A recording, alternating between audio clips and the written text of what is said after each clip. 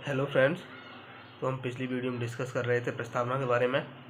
प्रस्तावना के बारे में हम बहुत सी चीज़ें डिस्कस कर चुके थे। प्रस्तावना के बारे में ओवरऑल पढ़ लिया था आपने। कुछ और फैक्ट बचे हैं प्रस्तावना के बारे में, जो शब्द हैं उसके अंदर, जैसे संप्रभु का मतलब क्या होता है, समाजवाद का मतलब क्या होता है, पथनिरपेक्षता का मीन्स क्या होता है, क्या भारत में लोकतंत्र है, गणराज्य है, क्या है, वो चीज़ें इस प्रस्तावना के जो मूल तत्व हैं वो कौन कौन से हैं। इसके अंदर जो स्वतंत्रता, समानता और जो बंधुत्व का जो आदर्श है वो किस क्रांति से प्रेरित है, तो इन चीज़ों के बारे में डिस्कस करेंगे। बाकी संविधान प्रस्तावना का भाग है नहीं, जो 3 इम्पोर्टेंट केस हैं तो उनके बारे में भी देखेंगे। तो हम चर्चा करते हैं प्रस्तावना के बारे में ओवरऑल पूरी, पहले पढ़ ली उस वीडियो के अलावा जो एक्स्ट्रा आगे है वो देखते हैं। तो प्रस्तावना के बारे में देखना स्टार्ट करते हैं। प्रस्तावना की जो 4 मूल तत्व, प्रस्तावना के 4 जो मूल तत्व हैं वो देखते हैं। प्रस्तावना के 4 मूल तत्व, जो प्रस्तावना के 4 मूल तत्व हैं ना, हम उन पर चर्चा करेंगे कौन कौन से 4 मूल तत्व हैं इसके, है ना। तो पहला है कि संविधान के जो अधिकार का जो स्रोत है वो कौन सा है, मतलब अधिकार का पहला कौन सा है, संविधान के अधिकार का स्रोत। संविधान के अधिकार का स्रोत पहला हो गया। दूसरा है कि जो भारत की प्रकृति है, दूसरा क्या है, भारत की प्रकृति। तो भारत की प्रकृति कैसी है, पहला है कि संविधान के अधिकार का स्रोत, ठीक है फ्रेंड। दूसरा है भारत की प्रकृति। तीसरा इंपॉर्टेंट है इसके अंदर कि संविधान के उद्देश्य, संविधान के उद्देश्य।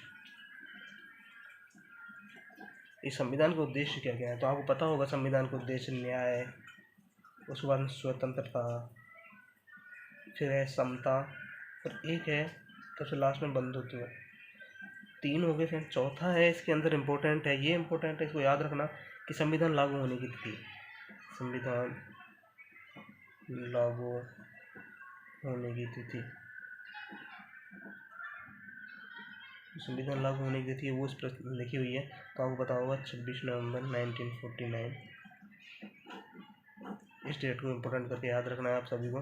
संविधान के उद्देश्य क्या है, भारत की प्रकृति कैसी है, संविधान के अधिकार के स्रोत क्या क्या हैं, इसके अलावा संविधान लागू होने की तिथि, और एक इम्पोर्टेंट और याद कर लेना आप इसमें कि जो इसके 4 ही हैं, वैसे तो आप इनको, है ना, चारों को नाम एज इट इज़ आपको याद करना है इनको, कि संविधान के 4 मूल तत्व हैं। कौन कौन से एग्जाम क्वेश्चन आएगा, इनमें से 3 दे देगा, एक नहीं देगा। उसके अलावा ऐसा क्वेश्चन पूछ लिया कि निम्न में संविधान के मूल तत्व हैं या नहीं है, तो है पता होता है, तो नहीं अपने आप निकल जाता है। तो ये डेट हो, आप ये जो इसके अंदर उद्देश्य क्या क्या है तो वो याद होनी चाहिए आपको, लागू होने की तिथि याद होनी चाहिए आपको। इसके अलावा जो 4 मूल तत्व हैं, कहने का मतलब है आपको याद होने चाहिए।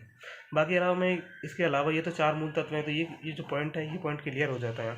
बाकी 2 अदर चीज़ें हैं, जैसे कि मैं स्टार मार्क करके लिखता हूँ, ये जो स्वतंत्रता है, स्वतंत्रता, समता और जो बंधुत्व है, ये जो तीनों आदर्श है ना, स्वतंत्रता, समता और बंधुत्व के, ये कौन सी क्रांति से प्रेरित है, तो ये ध्यान रखना, फ्रांस की क्रांति से प्रेरित है।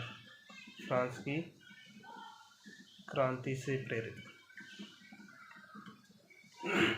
कौन सी क्रांति से प्रेरित है, स्वतंत्रता, समता और बंधुत्व, तो फ्रांस की क्रांति से प्रेरित है। ये आपको याद रखना है, इंपॉर्टेंट लगा के याद रख लो इसको, कि जो ये स्वतंत्रता, समता और जो बंधुत्व है ये किस क्रांति से प्रेरित है, तो स्वतंत्रता, समता और बंधुत्व फ्रांस की क्रांति से प्रेरित है। ठीक है, आगे चलता हूँ मैं। अलग चीज़ ऐसे नॉर्मल जो फैक्ट हैं ये 4 तो आपको याद करने हैं, उसके अलावा अदर फैक्टों के अंदर पहला ये याद कर लेना। दूसरा मैं डिस्कस करता हूँ यहाँ पर कि सामाजिक सामाजिक, आर्थिक और जो राजनीतिक है, सामाजिक, आर्थिक और राजनीतिक। सामाजिक हो गया, आर्थिक हो गया, ये जो तीनों न्याय है ये कौन सी क्रांति से प्रेरित है, तो ये रूसी क्रांति से प्रेरित है। रूसी क्रांति से प्रेरित, कौन सी क्रांति से प्रेरित है, ये रूसी क्रांति से प्रेरित है। तो ये दोनों चीज़ें आपको याद रखनी है। अगर स्वतंत्रता, समता, बंधुत्व पूछे तो वो तो फ्रांस की क्रांति से प्रेरित है। ठीक है, अगर ये पूछे सामाजिक, आर्थिक, जो राजनीतिक, वो तीनों प्रकार के जो न्याय हैं वो किस क्रांति से प्रेरित हैं, तो वो आपको याद रखना है कि वो रूसी क्रांति से प्रेरित है। क्वेश्चन आते हैं फ्रेंड्स, ऐसे आजकल आने लग गए हैं, पहले नहीं आते थे ऐसे नॉर्मल, अब तो डीपली क्वेश्चंस बनते हैं पॉलिटी के अंदर, फिर बहुत से अच्छे क्वेश्चंस आते हैं। तो याद रखने आपको कि स्वतंत्रता, समता और बंधुत्व के जो आदर्श हैं तीनों, ये फ्रांस की क्रांति से प्रेरित हैं, और जो सामाजिक, आर्थिक, राजनीतिक न्याय है वो तीनों रूसी क्रांति से प्रेरित है। ये थे प्रस्तावना में ओवरऑल मतलब जो चीज़ें थी कि आपको एज ए फैक्चुअल रूप से याद रखनी है डायरेक्टली। और प्रस्तावना के बारे में पीछे भी मैं डिस्कस कर चुका हूँ कथनों के बारे में कि किसने प्रस्तावना के बारे में क्या कहा था, कि एन.ए. पालगीवाला ने क्या कहा था, उसके अलावा अर्नेस्ट वार्कर ने क्या कहा था। जितने भी मैंने फैक्ट बताए आपको उनको आपको याद रखना है। बाकी आगे डिस्कस करें इस चीज़ के बारे में तो आपको दो मैं इंपॉर्टेंट करके लिखता हूँ, दो और चीज़ें हैं। इसी के साथ आप चारों याद कर सकते हैं। बाकी ऐसे कर सकते हैं कि स्वतंत्रता, समता और बंधुत्व जैसे आपको सेम लगे कि कौन सी क्रांति से प्रेरित हैं। दो चीज़ें हैं जो क्रांति से प्रेरित हैं, तो एक तो फ्रांसीसी क्रांति से, एक है रूसी क्रांति से। तो दो ऐसे याद कर लेना आप। उसके अलावा प्रस्तावना के चार मूल तत्व कौन कौन से हैं, तो ये चार प्रस्तावना के मूल तत्व हैं। आप एक तरह इसको ऐसे याद नहीं करने के बजाय ऐसे करना कि प्रस्ताव कौन दो क्रांति कौन कौन सी है, तो रूसी है एक फ्रांसी है, तो इनसे कौन कौन से शब्द प्रेरित हैं। एक याद करना कि जो प्रस्तावना में जो मूल तत्व हैं कौन कौन से हैं, और ये डेट जहाँ पे मैंने लिखे हैं उद्देश्य, इनको एज इट इज याद रखना है। आपसे क्वेश्चन पूछे जाते हैं कि इनमें से चारों मूल तत्वों में से कौन सा है या नहीं है। बाकी आगे मैं डिस्कस करता हूँ। आगे देखते हैं जो इसकी प्रकृति है, इसकी जो प्रस्तावना जो है, इसकी जो नेचर है, प्रकृति है, वो न्याय योग्य नहीं है, न्याय योग्य नहीं है। कैसी इसकी प्रकृति न्याय योग्य नहीं है, ये आपको एज इट इज याद रखना है कि इसकी प्रकृति कैसी है, न्याय योग्य नहीं है। बाकी एक बात और करता हूँ मैं, दूसरी बात करता हूँ कि संविधान के जो विशिष्ट प्रावधान है, संविधान के विशिष्ट जो प्रावधान है, तो संविधान के विशिष्ट प्रावधान उनको यह रद्द नहीं कर सकती है। रद्द मैं शायद आपको पिछली क्लास में बताए होंगे ये दोनों फैक्ट्स, पर वापस याद रख लेना कि संविधान की प्रकृति है वो न्याय योग्य नहीं है। दूसरा याद करना कि संविधान के जो विशिष्ट प्रावधान है उनको यह रद्द नहीं कर सकती है। संविधान के विशिष्ट प्रावधानों को यह क्या नहीं कर सकती, रद्द नहीं कर सकती है। तो ये ओवरऑल मैंने जितना भी प्रस्तावना के बारे में चीज़ें थी मैंने आपको बता दी हैं। बाकी अब याद करते हैं हम तीनों जो केस हैं उनके बारे में डिस्कस करेंगे कि तीनों केसों के बारे में क्या है, कि पहले सब क्या प्रस्तावना संविधान का भाग है या नहीं है, ये किस बाद में कहा गया था, क्या संविधान में संशोधन किया जा सकता है क्या, तो ये किस बाद में कहा गया था। बाकी ओवरऑल फिर उसके बाद में हम एक एक पॉइंट के ऊपर चर्चा करेंगे। ठीक है, फिर देखते हैं आगे। तो पहला देखते हैं अपन, यहीं देख लेते हैं, क्या संविधान, क्या प्रस्तावना, क्या प्रस्तावना संविधान का भाग है। संविधान का पहले नहीं पढ़ लेते, संविधान का भाग नहीं है। ये किस बात में कहा था कि प्रस्तावना संविधान का भाग नहीं है, तो सबसे पहले याद रखना आपको बेरूवारी वाद। बेरूवाड़ी वाद हुआ कब था, तो 1960 में हुआ था। 1960 के अंदर ये बेरूवारी वाद जब हुआ था तो सुप्रीम कोर्ट ने डिसीजन दिया था कि जो प्रस्तावना है वो संविधान का भाग नहीं है। कौन से बाद में ऐसे क्वेश्चन आता है कि प्रस्तावना संविधान का भाग नहीं है, किस बाद में कहा गया था, तो आपको याद रखना है प्रस्तावना संविधान का भाग नहीं है, ऐसा कहा गया था बेरूवारी वाद में। आगे चर्चा करते हैं। दूसरा है, क्या संविधान प्रस्तावना का भाग है, भाग है संविधान का भाग, ऐसा किसने कहा गया था, तो ऐसा कहा था कि केशवानंद भारती वाद हुआ था। केशवानंद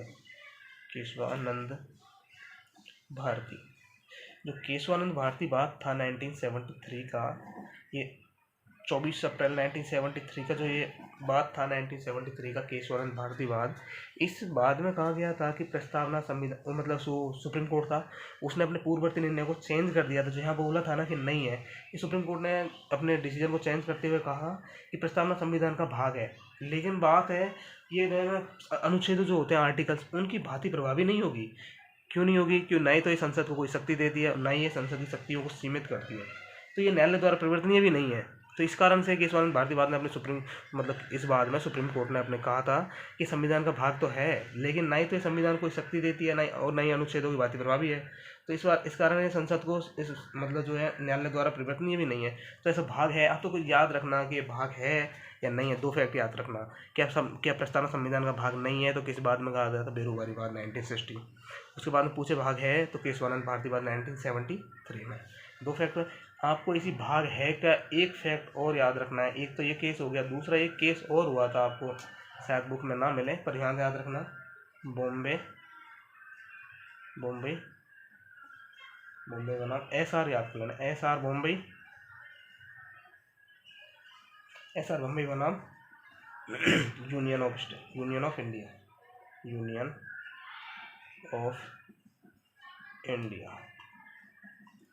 इस बात में भी कहा गया था कि प्रस्तावना संविधान का भाग है।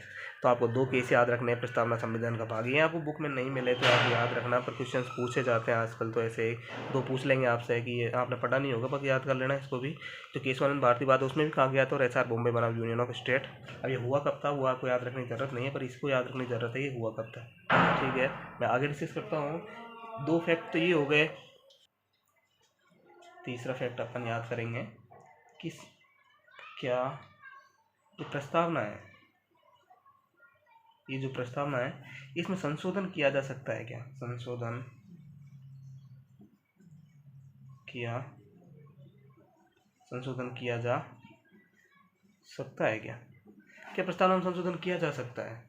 तो प्रस्तावना में संशोधन किया जा सकता है, ऐसा किस में कहा गया था? तो ये भी केशवानंद भारती बाद में कहा गया। केशवानंद भारती, वही 1973 का केशवानंद भारती बाद में कहा गया था कि प्रस्तावना में संशोधन किया जा सकता है ना। तो ये याद रखनी है आपको कि किस बाद में कहा गया था, नहीं है किस में कहा गया था संशोधन किया जा सकता है, ऐसा किस में कहा गया था। इसका एक्सप्लेन करूँ तो मैं, जो उच्चतम न्यायालय ने, सुप्रीम कोर्ट ने जो कहा था पहले कि निर्णय दिया था संसद द्वारा संविधान के किसी भाग को संशोधन किया जा सकता है ना, इसमें कहा गया था किस अनुभाग में, लेकिन प्रस्तावना में संशोधन किया जा सकता है, लेकिन इससे ना भारतीय संविधान का जो मूल ढांचा है वो प्रभावित नहीं होना चाहिए। प्रभावित नहीं होना चाहिए। संविधान का मूल ढांचा है वो प्रभावित ना हो, बाकी संशोधन कर सकते हैं। ठीक है, इस केशवानंद भारतीवाद में ये कहा गया था। अब ये थे फ्रेंड्स संविधान के बारे में सारे प्रस्तावना के बारे में जितने भी इंपॉर्टेंट फैक्ट थे मैंने आपको बता दिए हैं। अब हम एक एक पॉइंट के ऊपर जो मेंस में क्वेश्चंस आते हैं RS मेंस में, तो वो देखेंगे कि प्रस्तावना का अर्थ क्या है। क्या भारतीय संविधान का दर्शन जिसे प्रस्तावना को कहा जाता है, उसके अंदर ये जो शब्द हैं, पहला संप्रभुता का मतलब क्या होता है, समाजवाद का मतलब क्या होता है, कि भारत में समाजवाद है या साम्यवादी देश है, तो वो चीज़ें। उसके बाद पंथ निरपेक्षता का मतलब देखते हैं क्या है। बाकी मेंस की चीज़ें हैं ये सारी चीज़ें फैक्चुअल रूप से आप, तो अब प्रस्तावना के बारे में जो नॉर्मल एग्जाम्स हैं सारी एग्जाम में यहीं तक ही आता है।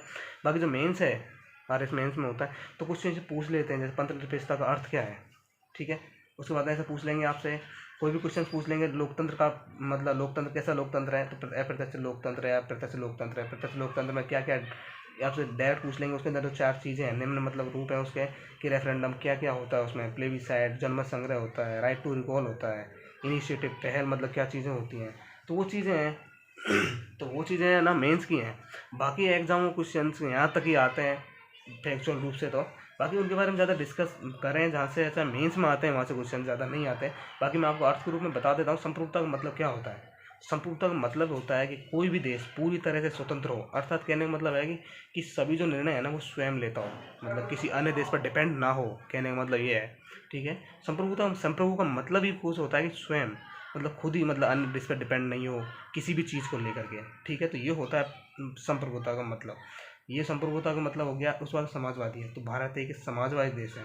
समाजवाद साम्यवाद से अलग होता है, तुम्हें पता हो तो इसलिए भारत कैसा एक साम्यवादी देश है। परंतु हमारा जो समाजवाद है ये साम्यवाद से अलग है। कैसे अलग है, तो यहाँ क्योंकि यहाँ पर अलग अलग चीज़ें हैं, मतलब साम्यवाद में क्या होता है और समाजवाद में क्या होता है। तो जो साम्यवाद देश होते हैं ना, वहाँ पर हिंसक क्रांति का समर्थन किया जाता है, आपको पता होगा। तो ये चीज़ आप लिख लेना भले ही, पर साम्यवाद जो है वो साम्यवाद में ये होता है और समाजवाद में ये होता है। अब यहाँ तक आपको याद यहीं तक करना है, बाकी मैं एक्सप्लेन करके आपको बता रहा हूँ कि समाजवाद का मतलब क्या होता है, संप्रभुता का मतलब क्या होता है। तो आप लिख लीजिएगा, याद हो तो आप मतलब लिखना चाहें तो। साम्यवाद का मतलब ये होता है कि जो हिंसक क्रांति का समर्थन करते हैं, वहाँ पर वहाँ राष्ट्रवाद को नहीं मानते हो। ठीक है, लेकिन इन सब का उल्टा कर दीजिएगा आप समाजवाद में। तो साम्यवाद में बोल रहा हूँ, इन सब का उल्टा है यहाँ पर, कि हाँ हिंसक क्रांति का, अगर समाजवाद में हिंसक क्रांति का समर्थन कर रहे हैं तो हिंसक क्रांति को समर्थन नहीं करते हैं, बल्कि वो क्या करते हैं, विरोध करते हैं। मतलब हिंसा का विरोध करते हैं। वो क्या करते हैं, लोकतांत्रिक आंदोलन जो होते हैं उनका समर्थन करते हैं। बाकी अगर ये राष्ट्रवाद को नहीं मानते हैं, क्योंकि ये राष्ट्रवाद को नहीं मानते साम्यवाद वाले, लेकिन इधर मानते हैं। ठीक है, यहाँ वर्ग संघर्ष होता है, यहाँ वर्ग संघर्ष और वर्ग सहयोग दोनों भी होते हैं समाजवाद में।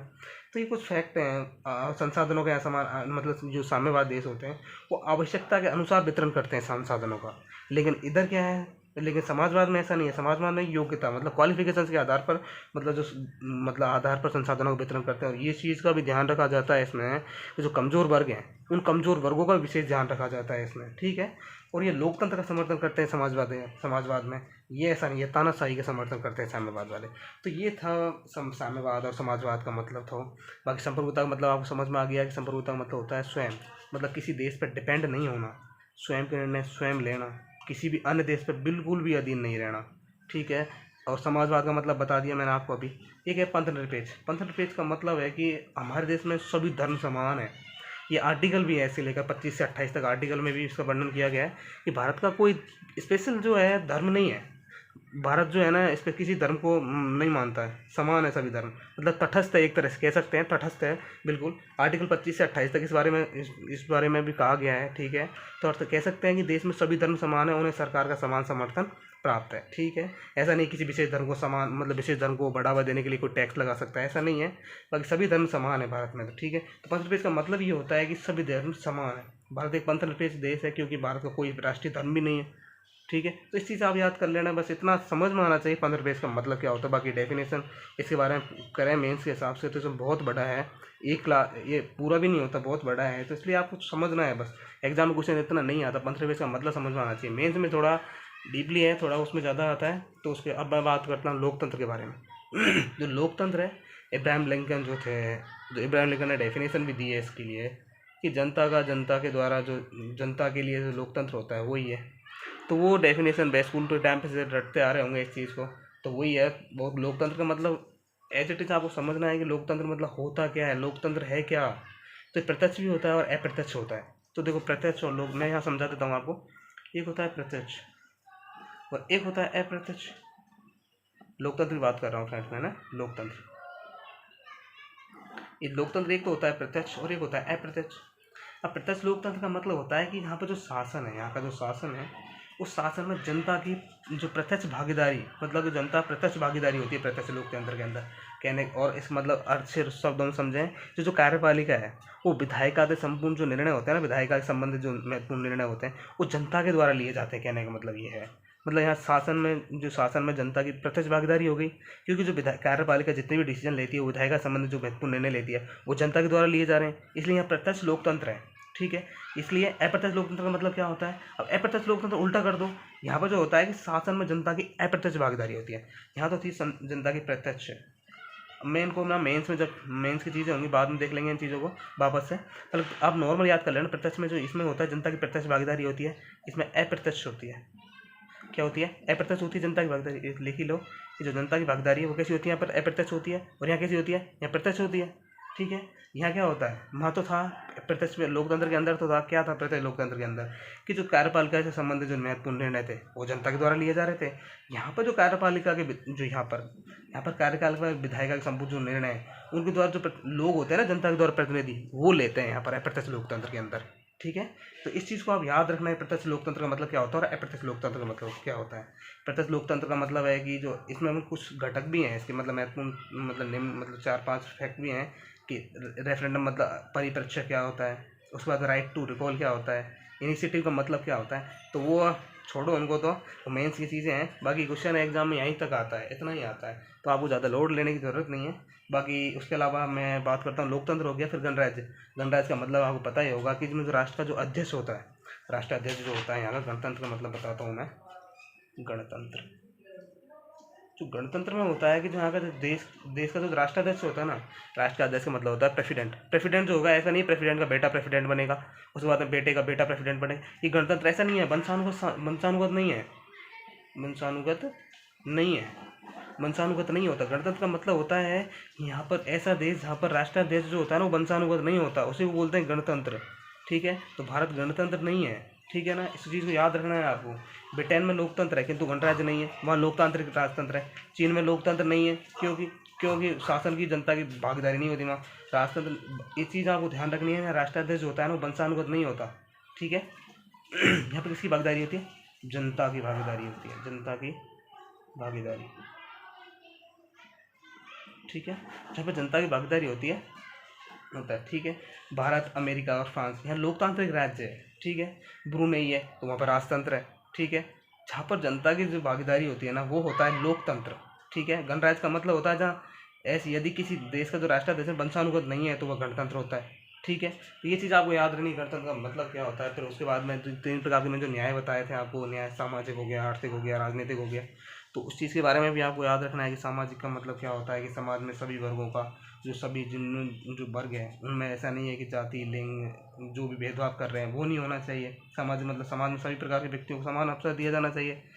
समाज आर्थिक का मतलब ये होता है कि आर्थिक का मतलब ये होता है कि संसाधनों का जो होता है ना, न्यायपूर्ण जो वितरण है वो ऐसा नहीं हो क्वालिफिकेशन के आधार पर दिया जाना चाहिए ज़्यादातर, और कमज़ोर वर्ग का ध्यान रखा जाना चाहिए। ठीक है, ऐसा नहीं कोई जो बड़ा वर्ग है उसको ज़्यादा अधिकार दिए जा रहे हैं और कमज़ोर वर्ग को कम अधिकार दिए जा रहे हैं, तो वो चीज़ें नहीं होनी चाहिए। ठीक है। राजनीतिक का मतलब है कि चुनाव जो होते हैं ना, जैसे चुनाव में ऐसे चुनाव लड़ने की सभी को स्वतंत्रता होनी चाहिए। ऐसा नहीं हो चाहिए कि उसमें बाहुबल का प्रयोग किया जा रहा है सॉरी, उसमें बाहुबल का प्रयोग किया जा रहा है, सांप्रदायिक दंगों का प्रयोग किया जा रहा है उसके चीज़ से, तो ये चीज़ें नहीं होनी चाहिए। राजनीतिक का मतलब ये होता है। ठीक है। इसके ये तो थे, इसके अंदर जो चीज़ें थी कि इस मतलब होता क्या है, इनका मतलब मीन्स क्या है, एग्जैक्ट मीन्स क्या है इन शब्दों का। बाकी इसका अगर आलोचना की जाए तो मीन्स के क्वेश्चन हैं पीटी में, ऐसे कभी नहीं आते इन चीज़ों को लेकर के। बाकी जैसे कि महत्व क्या है, इंपॉर्टेंस क्या है, तो आपको ये याद रखना है। प्रस्तावनात्मक मैथ में जो जितने मैंने आपको बताए थे फैक्ट्स, वो सारे फैक्ट्स आपको याद रखने हैं। उनको एज इट इज़ मैथ में लिख सकते हैं अपन कि किस व्यक्ति ने क्या कहा था इस चीज़ के लिए। ठीक है।